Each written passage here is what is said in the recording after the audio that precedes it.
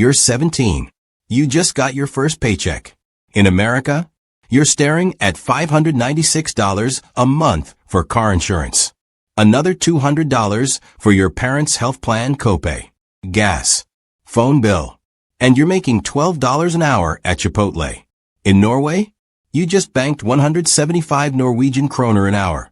That's $16.50 from your weekend cafe job. Your healthcare? Free. Your education after graduation? Also free. And next year, the government will actually pay you 160,200 Norwegian kroner, about $15,000, to go to university. Why Norwegian teens are rich while American teens are struggling isn't about luck. It's about systems. And the math behind this gap is more shocking than you think. Stay with me, because what you're about to discover will completely reframe how you think. The wage trap. Let's start with the most obvious difference, wages. The average American teenager working part-time earns around $11 to $13 per hour. In states with higher minimum wages, maybe $15 to $16. Sounds decent, right? Now here's Norwegian teens. 16-year-olds in Norway earn a minimum of 114 Norwegian kroner per hour. That's $10 and 75 cents. But here's where it gets interesting. Most sectors pay way more. Sales advisors? 210 to 260 Norwegian kroner per hour. That's $20 to $25 USD. Even basic assistant jobs pay 175 Norwegian kroner, $16.50. But wait. Norway is expensive, you're thinking. Everything costs more there. True. A Big Mac costs about 30% more in Oslo than Los Angeles. But here's what economists call purchasing power parity.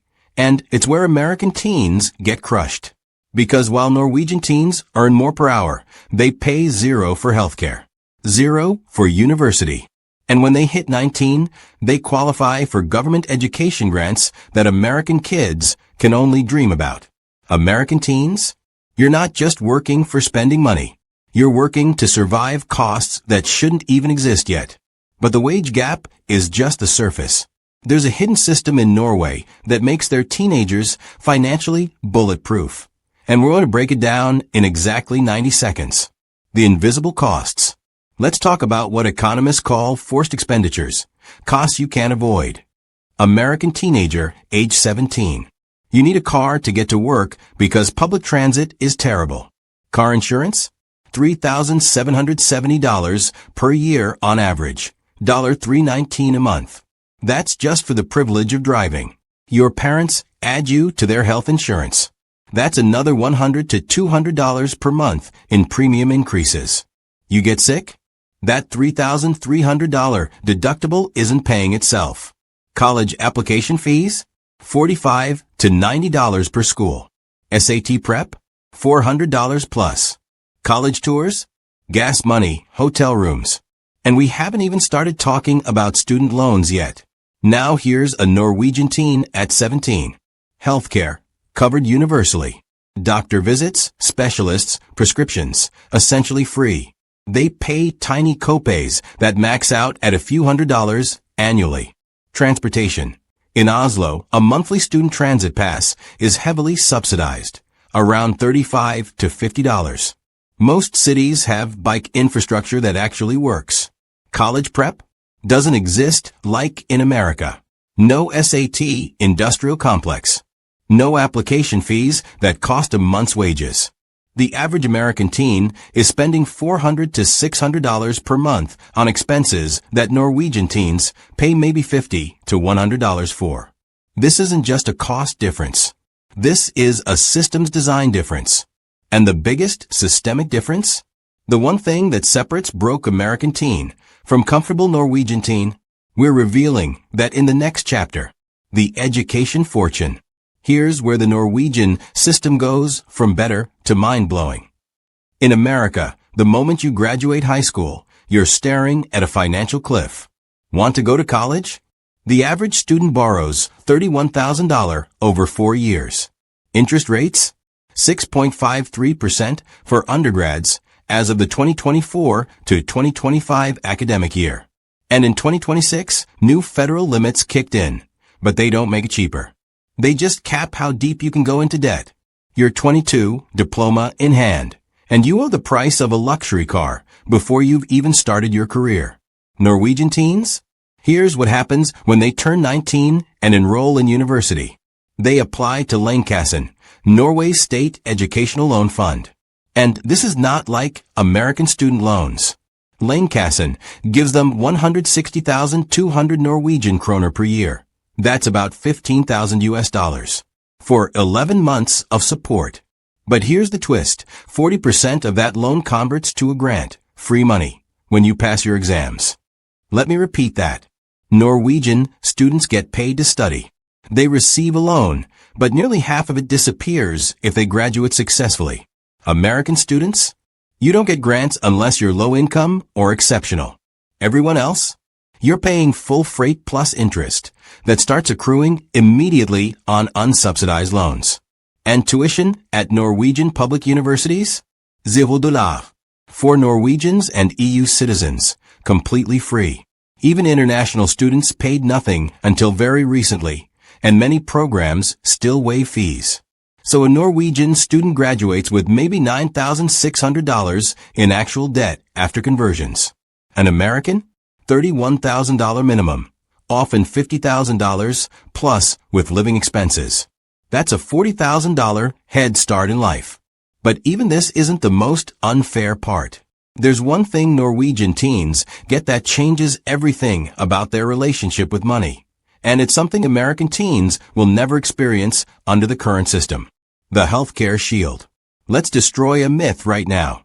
Norwegian teens pay for all this through massive taxes. Wrong. Teenagers aren't paying those taxes yet. They're benefiting from a system before they've contributed.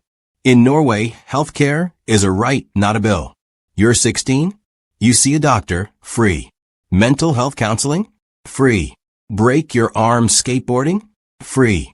The average American family pays $25,572 per year for employer health insurance. Let that sink in. That's $2,131 per month. And most teens are on their parents' plan, sure, but that's adding $100-200 plus to family premiums. And when you turn 26, you're off that plan. Now you're paying $300 to $500 per month for marketplace insurance, with deductibles that make you avoid the doctor. Norwegian teens never think about this. It's just handled. An American teen gets appendicitis? That's a $15,000 to $30,000 bill even with insurance after deductibles. A Norwegian teen? They go to the hospital, get treatment, go home. The psychological difference is enormous. American teens are one medical emergency away from financial catastrophe. Norwegian teens can take risks, try things, live freely, because the safety net actually exists. This is what generational wealth actually looks like. Not a trust fund, but a system that doesn't actively bankrupt you for being young. The myth buster, but Norway is small. Okay, here's where someone in the comments says, but Norway is tiny. Only 5.5 million people. They have oil money. This would never work in America. Let's dismantle this. First, Norway's oil wealth goes into a sovereign fund for future generations. It's not directly funding these programs. Tax revenue is. Second, Norway's tax to GDP ratio is around 42%. America's? About 27%. Yes, Norwegians pay more in taxes, but they get healthcare, education, childcare, and infrastructure. Americans pay separately for all of that on top of taxes. When you add up American taxes plus healthcare premiums, plus student loans, plus childcare costs, Americans often pay more in total than Norwegians do in taxes, and get less. Third, scale is a bad excuse. Norway covers 5.5 million people efficiently. America could cover 330 million with economies of scale. We choose not to. And here's the kicker. Norway's youth unemployment rate? About 11 to 15% depending on the season. America's? Similar, around 12 to 15% for teens. So it's not like Norway has some magical advantage. They just designed their system to invest in young people instead of extracting from them. The real question. Here's what keeps me up at night. We've normalized financial suffering for American teens. Working 25 hours a week while in high school just to afford a car to get to that job? Normal. Graduating with $50,000 in debt for a bachelor's degree? Normal. Avoiding the doctor because a single visit could cost $200 after insurance? Normal. But in Norway, these things would be scandals. Public outrage. Political suicide. Why? Because Norwegians decided young people are an investment, not a revenue source. American teens aren't failing. The system is failing them. And the cruelest part? We tell them it's their fault. Work harder. Make better choices. Bootstrap yourself. Meanwhile, Norwegian teens are getting paid to study, working part-time for $16 to $25 per hour, and never worrying about medical bankruptcy. This isn't about Norwegian teens being rich. It's about American teens being systematically robbed. Look, here's the thing. You just learned something that most Americans never question. You saw the hidden math. The system's level design that separates struggle from stability. And you have a choice now.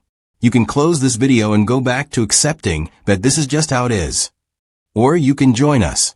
This channel exists for people who refuse to accept poverty as the price of youth, who want to understand the real systems shaping wealth, work, and wellness, not the myths we're sold.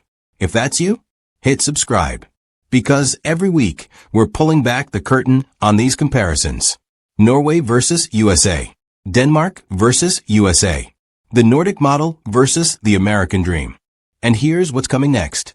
I'm breaking down why Norwegian workers get 5 weeks of paid vacation while Americans are burned out by 30. The data is shocking. We're not here to make you feel bad. We're here to make you informed, so you can demand better. Because the first step to changing a system is seeing it clearly. See you in the next one.